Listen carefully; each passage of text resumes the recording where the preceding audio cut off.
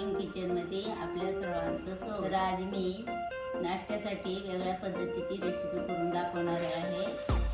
तरी आम्ही कुटुंबासहित फिरायला आलेलो आहे, त्याच्यामुळं रेसिपी टाकण्यात आली नाही. हे आपण बटाटे उकडून घेतलेत, याला मॅच करून घेऊ आणि गव्हाच्या पिठाची आपण रेसिपी. एक कांदा चिरून घे, 4 मसाला, धने पावडर, तिखट, हळद, भरपूर आपण कोथिंबीर टाकून घेऊया. हे मीठ काही आपण मिक्स करून घेऊ चांगलं. हे आपण आता तेल टाकून घेऊ. 1 चमचा मोहरी टाकून घेऊ, 1 चमचा जिरे टाकून घेऊ,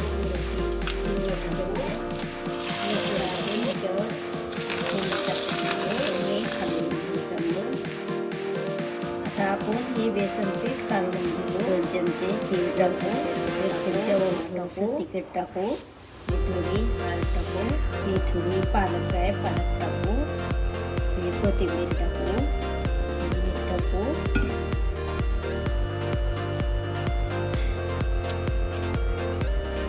आता हे आपण चांगलं मिक्स करून घेऊ. थोडं पाणी घालून मिक्स करू. हे पीठ असं काढून घेऊ. चमच्याला लागले की ते पीठ काढून छान. हे आता आपण गव्हाचं पीठ आहे ते मोठले. आता आपण त्याची पोळी करून घेऊ. जास्त पातळ नाही, जास्त घट्ट नाही. ते आता आपण अशी पोळी लाटली. आता आपण ह्याच्या पुऱ्या पाडून घेऊ वाटीनं.